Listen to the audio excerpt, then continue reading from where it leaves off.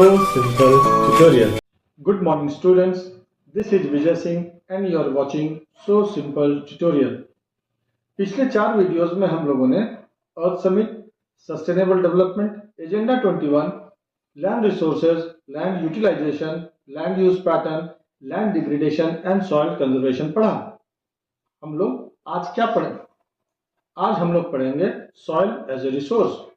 तो शुरू करते हैं सॉइल से। Dear students, soil is the loose rock material rich in humus and capable of growing plants.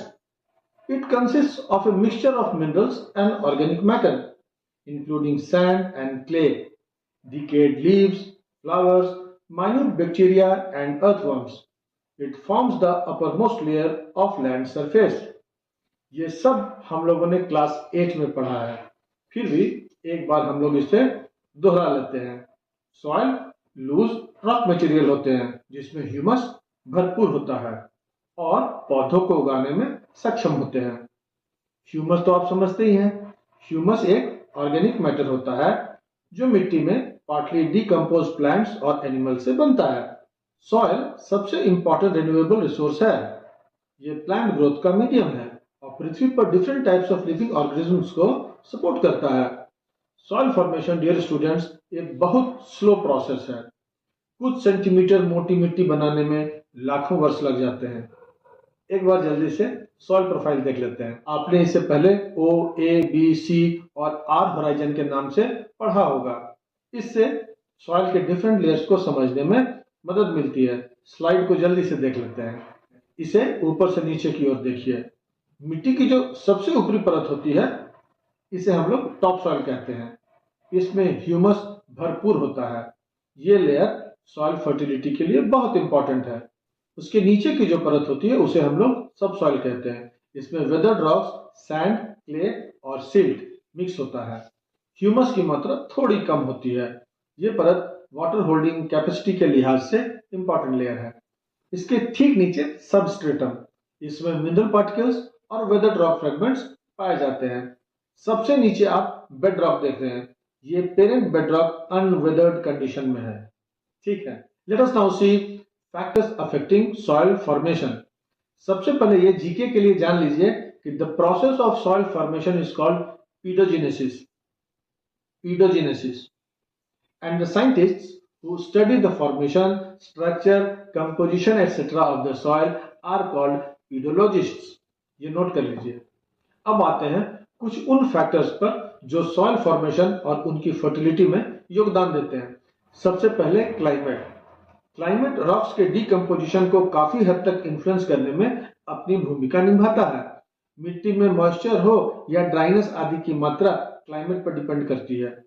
High temperature और heavy rainfall में सॉइल फॉर्मेशन का प्रोसेस भी अधिक तेजी से होता है। ठीक है, नेक्स्ट फैक्टर रॉक्स। जिन रॉक्स पर मिट्टी का निर्माण होता है वे वेदरिंग और इरोजन के प्रोसेस के तहत डिसइंटीग्रेट हो जाते हैं। जो रॉक डिसइंटीग्रेट होते हैं उनके फिजिकल और केमिकल कंपोजिशन सॉइल के लेयर्स में डिफरेंट मटेरियल के रिलेटिव प्रोपोर्शन को डिटरमाइन करते हैं। इसके बाद टोपोग्राफी। किसी रीजन की टोपोग्राफी भी सॉइल फॉर्मेशन को इफेक्ट करती है, जैसे slope of the land. Slope किसी भी स्थान के हीट और मॉइस्चर की मात्रा को प्रभावित करती है।